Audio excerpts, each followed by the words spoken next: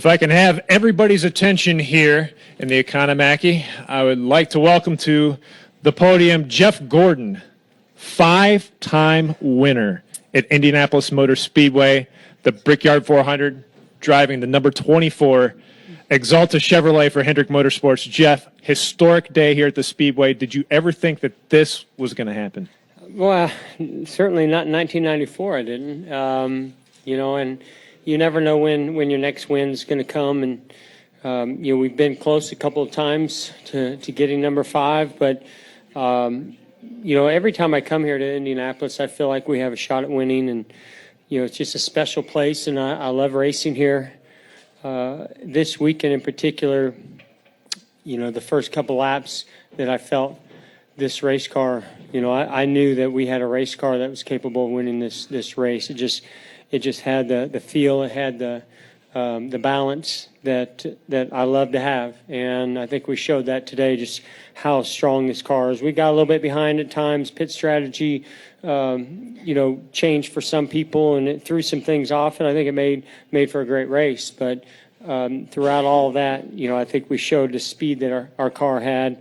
There at the end, had a great battle with Casey Kane, and I don't know how it was going to end up. I really didn't want to see that caution because I thought that I could push him to kind of slide the back. He was sliding the back a little bit, but I don't know if I would have gotten by him.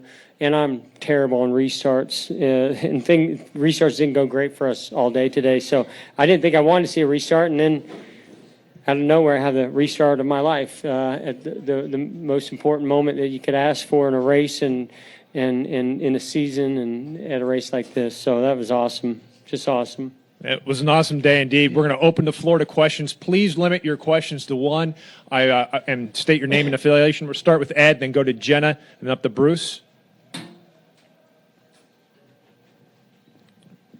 Ed Hinton, ESPN.com. Jeff, you said this weekend that 90% of the time the best team wins this race, and that maybe 90+% of the time the best team wins the championship. It's pretty clear the best team won this race today. Are you a believer now that the 24 team is, as you go from here, is the best team in Cup right now? Well, I do think we were today, and I think the reason why we're leading the points is because I believe we're the best team. I don't think that means we always have the best race car. We've had a lot of great race cars this year, and there's been times when I feel like we've needed a little bit more. But this weekend we had the best car and the best team, no doubt about it. And that tells me that if you can do it here, you can do it anywhere. And it's certainly going to be a huge confidence boost for this team, and we recognize the significance of this. And it's so hard to gain confidence in this series, but a Brickyard 400 win, it just doesn't get any better. And I mean, just to share that with that team that works so hard and see the look on their face, and you can just see it in them now. They believe, and I think we saw we were points leaders. We saw we won at Kansas, but I don't know if we believed we were capable of winning this championship this year, and truly believe it. We do now, and we got to keep that fire in us, keep it going, and I think we can. So I'm excited. Right now I'm on top of the world, so of course I'm going to say all these things. We'll go to Jenna next. Jennifer, AP, Jeff, knowing how you are on restarts the last few years, and you get that caution. Alan said on the radio, Alan said on television, we know that the race is going to be made or break right here on this restart. What are you doing? Are you doing the restart in your head mentally? Are you making a plan? What is your thought process like in those moments? Well, I'll be honest. I was hoping Casey would pick the inside. I really was. And he did. He was loose. So I knew if I could just get to the outside of him that he was going to have a hard time using the throttle up off the corner. I didn't know if that meant we were just going to both wreck, be sitting ducks for the 18 to go by, what that really meant, but I thought that was our only shot at winning. And as we rolled down off of 4, I had spun the tires a couple of times on some restarts, so I wanted a fast pace. Casey was slowing it down. I think he saw me kind of picking up the pace, and that's why we were so jockeyed when we came through the restart zone, and I really had to let him go.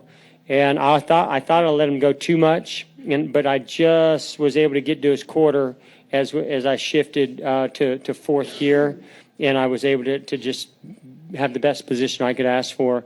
I know it didn't go well for Casey, and we got really close. We were both really sideways, but I think we knew that could be the win. I mean, you don't know if another caution is going to come out. Luckily, it didn't, but I think we both knew that was for the win. And he got me in Pocono last year on a restart, and I wanted to I love Casey. I love racing with him, and I wanted to be able to race him for this win, and I'm just glad it went well. I didn't spin the tires like I had, so that helped, and I was able to just get the right position, get my tires cleaned off, and just do what I'm supposed to do, really.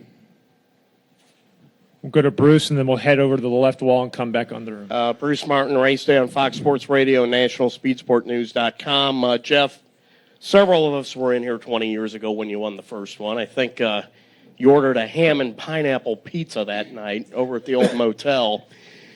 Did you have? I'm gonna eat that tonight too. I'm starving. How much did you have to call on your quiet reserve and confidence after that first pit stop when there was the incident and it dropped you back in the field? Yeah, the first couple pit stops didn't go great for us, but as we all know in racing, it's not how you start, it's how you finish. And I made one mistake on pit road where I slid the car and got too close to pit road, and they were having trouble getting the jack on the left side, and Alan told me about it, and so I adjusted. And that last pit stop, I felt like I nailed my marks. They nailed the stop. And we didn't beat Casey out, but we were able to get right on him and put pressure on him that whole run. And so that's the only thing I'm looking at is not what happened on the first stop or the second stop. Somebody said that the gas man fell. I didn't even know it until now. So, to me, our pit crew is just phenomenal because they know how to stay in the game. You're going to make mistakes. It's not about making mistakes. It's about not making the same mistake twice and about regrouping when you do. And that's, I think, what we're doing very, very well right now. Go to Bob, then to Tom. Jeff, to your left, Bob Kravitz with the Indianapolis Star. Can you share your emotions today and maybe how they compare with the emotions that you felt in 1994? Very, very similar. I remember in 94, just in the closing laps of just disbelief and you don't want to see a caution. You can't believe that, you're leading the Brickyard 400 with just a handful of laps to go. And you want to take that moment in and look into the crowd and see what they're doing. But at the same time, you don't want to lose focus and you know that it's not over until in this case, the white flag waves. And so, I kept going in and out of those emotions of all right, don't get off track and what's going on. Remember, we still got to get to the end, be ready if there is a caution. But yet, I will say on that last lap, I looked up in turn 4, and to just see everybody standing and cheering, that's awesome. That sends a chill up your spine as a race car driver in a race that is so important to you, and yet you have so many fans out there supporting you at the same time. Before we continue on here, I'd like to introduce here into the Economaki room Mr. Rick Hendrick, owner of the number 24 Exalta Chevrolet and winner of the Brickyard 400. Could you talk about this special moment that you just experienced here today? Take it. Anytime you come here and to Indy and you can win, it's special. And to see Jeff back it up after 20 years was a great day. And car was super fast, and I had a feeling this morning. I told him, "You're going to win the race today." And it's really special. The team put a lot of effort in this. Alan brought us a great car, but they've been so strong all year. If you get 20 laps into a run, man, they've been there. So to win this thing 9 times is unbelievable, and but to see Jeff be the first guy to have 5 on the oval, I'm tickled to death for him and Alan. Congratulations again. We're also joined by crew chief Alan Gustafson. Alan, there had to be some tense moments up there on the pit box after he takes the lead. Yeah, it was a tense day from the get-go. Strategy's really tough here, and there's really no margin for error whatsoever. And we knew we had a good car from practice, and we all wanted this race so bad, and everybody at HMS and at the 524 shop has put so much effort into this car, and this is the one we wanted, and all day that's kind of looming, and we knew we had the car to do it, and just want to put ourselves in position and let Jeff take care of the rest because we know he does that so well. So it was an amazing day, an amazing accomplishment. This place is unbelievable. The history here, it's very humbling to be a part of it. Great. We're going to go back to questions. We're going to start with Tom, then go to Lewis, then to Dick, then over to Jim. Hi, Jeff. Tom Jensen, FoxSports.com. Congratulations. You've won 90 races now, including a bunch of Daytona 500s, and this race 5 times. Where does this rank? And how will you reflect on this at the end of your career? Well, we all know the significance of the Daytona 500. To me, what I love about this race, besides that we're here at Indianapolis, and as a kid growing up, I just idolized the drivers that raced here, and to me this was just the ultimate place. But the difference is that at Daytona it's a restrictor plate track, and it's drafting, it's avoiding these wrecks and all these things. Where here, it's just, to me, the total team effort. You have to get it done with a great race car. You do it on restarts. You got to have good pit strategy. It's just the total team effort, and at the same time, it's a very historical place. And the significance, of this win at this point in the season, and what it does for you as a team, and confidence, and positioning yourself to try to go win a championship. I don't know how you really rank it, but in my opinion, for me personally, this is it. This is as good as it gets. Go to Lewis, then to Dick.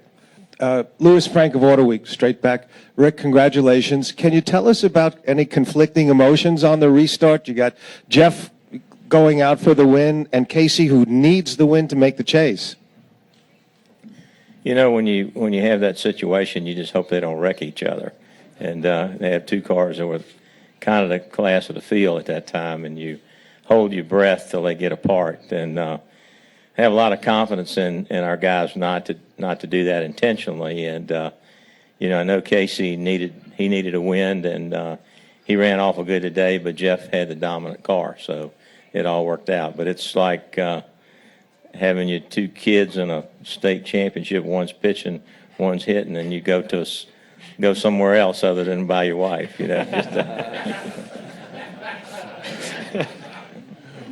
Okay, we're going to go to Dick, and then over here to Jim, and then we're going to go to Bob. Dick Mittman, 500 old-timer.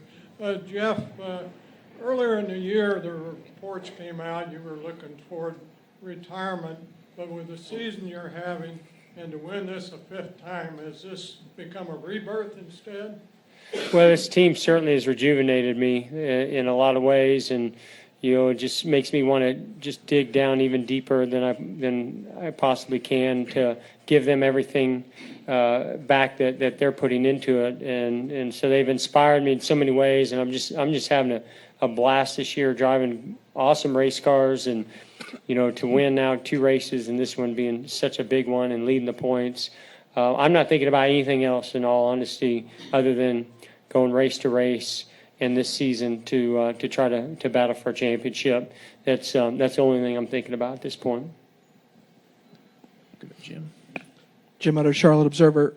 Earlier this season, you were the points leader before you got your first win. But at that time, you were very adamant confident that they were going to come. Now that you've got a couple wins, including another one at the Brickyard, does it kind of reinforce your feelings about how you felt since the beginning of the year, kind of like you were just talking about? And how do you feel at this point of the year compared to some of your other championship seasons with this team? It's interesting because earlier in the season, I felt like the wins were going to come. The team and the cars are just so strong, and as I mentioned in here earlier, I do believe that we have the best team. Just we're well-rounded. We're communicating very, very well. We're bringing great race cars to the racetrack. But there's been times when you think, man, what do we have to do to be maybe the 2 car at some places or the 48 car at some other places? And you start thinking about tracks in the chase. But, that's what you do as a team. That's what makes you better. You never settle for anything but the best and first. And so, I don't complain about those things. I just work with Alan and the engineers, and he's working hard at just everything we can do week in and week out to be the best we can be at every track. And, all I can say is that this car, this weekend, and this team was superb. And there's no doubt in my mind we can take that to other races and other racetracks and keep it going. Okay, we're going to go next to Bob, then to Jordan, and then back up to Dave. Bob Parker, Morning News. Jeff, what does it mean to you to be so competitive over the last 20 years? And since I imagine if we asked you in 1994 if you'd win this race in 2014, you'd have no idea that you'd be able to stay running so well for so long. Well, I mean, the best thing that ever happened to me was meeting this guy right next to me, to sit down with Rick Hendrick, and sign with him to drive a Cup car. It was just, what it turned it all around for me. I mean, I had a good career going, but who knows where it was going to go had I not had an opportunity to drive for the best owner and the best team out there. And it kind of started with Ray Evernham and that group that he and Rick put together. And I've just been able to drive awesome race cars every single year, and it continues this year, with Alan. Has the last several years, just the kind of cars that he's brought to the racetrack. These guys make me look good. I'll be the first to admit, that you're only as good as your equipment and your cars. And I know we get a lot of the credit as race car drivers, and I want to make sure that they know that they've got the right guy behind the wheel. But I can't do much with that wheel if I don't have 4 corners on the car planted to the racetrack and the engines to get it down the straightaway. And man, we've got that this year. And so I think it's built my confidence. It's built his confidence in me. It's just built all of our confidence as a team. And, this certainly is going to boost that. Jordan Bianchi, SBNation.com, back here in the corner. Jeff, under that last caution, you were kind of pushing Casey a little bit. Looked like you're trying to get him to run out of fuel. What was the mindset there, and do you think it worked? And was there any regard that was your teammate, and did it not matter? I'm here to win the race, and we were in a better fuel position, and I understood what he was doing, and I would have done the same thing, and he probably would have done the same thing to me in that position. Guys are out there shutting the engine off to save fuel. And if they're real close and they're not maintaining the pace car speed, then you got to push them. And that's what I did. I treated him like a competitor at that point. He might not have liked it, but I have so much respect for Casey. I love him, that team. I mean, we're out of the same shop. But when it comes down to the end of a race, we're here to win. I mean, it's no different than at Pocono last year when I let off into turn 1, he didn't lift. He drove to the outside of me. He didn't say, "Oh, that's my teammate." I'll just let him roll on in there and come off of turn 1 first because that's my teammate and I don't want to pass him. No, he drove down in there and said, "I want to pass him. I want to win." And we were just doing everything we felt like we needed to do to win. All the way until that restart. We have time for a few more questions. We're going to go with Dave, and then Lee, and then Dustin, and this gentleman right there. Dave Paul, the Milwaukee Journal Sentinel. Jeff, getting back to the restart thing, obviously you've been doing starts and restarts for like 35 years. Do you have a feel for why that's not a strength for yours? I mean, is there mechanical reasons? Does it become a mental block at some point? You have to understand that restarts these days, ever since double file restarts, are not the same as they used to be. I'm actually a pretty good restarter if you consider going up through the gears, getting momentum, and getting up to speed to turn 1. These days a good restart is not spinning the tires, but it's about passing cars through 1 and 2 side by side. And that's all changed with double file restarts. And this year's been better for me. Today wasn't my best day. I mean, the first one, I spun the tires really bad. The next one, I was stuck behind the 4. He didn't take off very good. The next one, I got a great run on Kyle and dove inside of him, and just, I don't know, just didn't stick. So I really wanted to be exactly where I was on that last restart. I was hoping I'd be on the outside, and to me, it was just all about not spinning the tires. And I think I made the mistake once earlier being on the outside and by learning what not to do. And this time I just carried a little bit better momentum to the throttle, and it helped. It didn't spin the tires. Congratulations, first of all. Secondly, you said, meeting Rick changed your life. Well, that was 1992. I remember talking to you after you won your last championship, and I said, do you see yourself after winning 4 going after Richard Petty, Dale Earnhardt's record? You said, I won't be around that long. Well, you have been.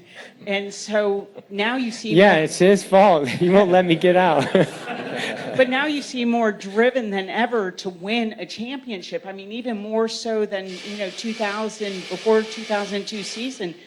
What is it that changed your mind? And, Rick, if you can add anything to that, I'd appreciate it. Yeah, I mean, these 2 guys beside me definitely played a big role. My wife and kids play a big role. Seeing them experience coming to the racetrack and experiencing me, and this team in Victory Lane, and even though my son wasn't real thrilled today, my daughter was, those things kind of change your perspective on what's important to you and whether and how much effort you want to put into something. When you feel like you've kind of won all that you can win, and you've won 4 championships, and then a guy like Jimmy Johnson comes along and starts dominating, and you just kind of lose the motivation. And I think between conversations I've had with Rick, with Alan, coming so close with Mark, winning the championship, and just that drive that he has, and that work ethic that he has, and how good the race cars are. I don't want to be the weak link. And so it's pushed me to give more, do more, work harder. And then, my wife and kids, they've never experienced, Ingrid's never experienced a championship. And so, all those things, I told her, I said, hey, I know you want to know what it's like to win a championship. Well, there's a big commitment that it takes. And she's like, whatever it takes, So, that's the kind of year that we're having. We're just putting everything we possibly can into it.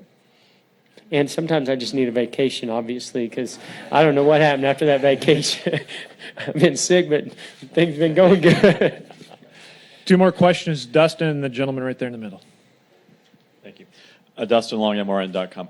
I understand the importance of equipment, which you talked about earlier, but can you talk about what the things are you have to do different to win races nowadays as compared to before? What you have to do to win these championships now before you have to?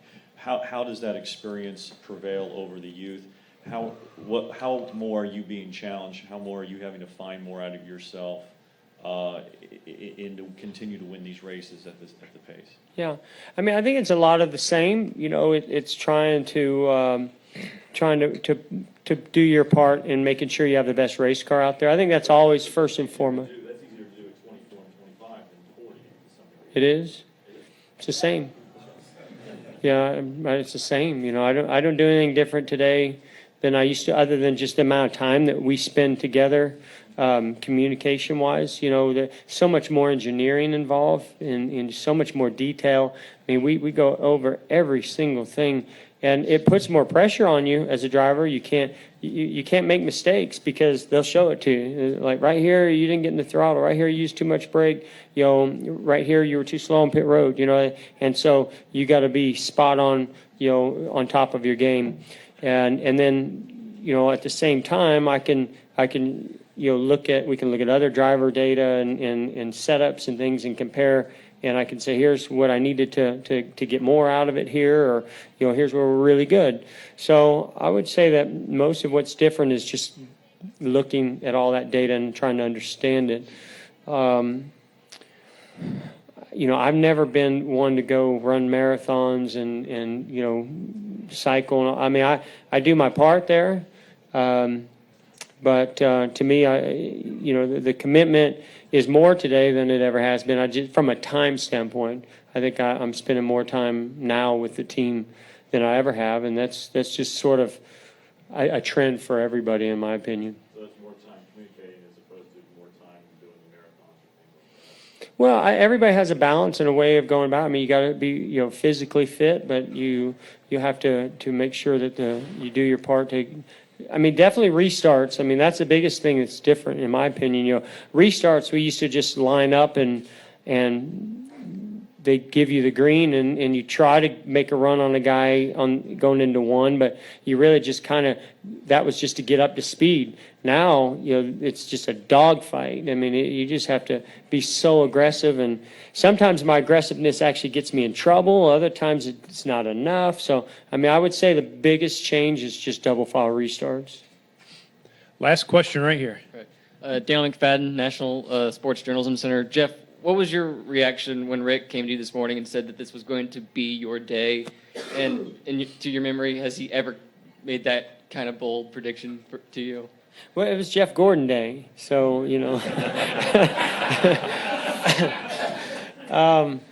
he's made those predictions a few times. He's usually right, I must say. He doesn't say it very often. When he does, it's usually right. But I don't know, I think he just says that 4 times every weekend because he's got four pretty good chances making that happen. But I don't know, it was a little bit different today. I don't know if he sensed it with things that were going on with us and some text messages or that look in my eye, but I definitely sensed something different in the way he was looking and talking. He was pretty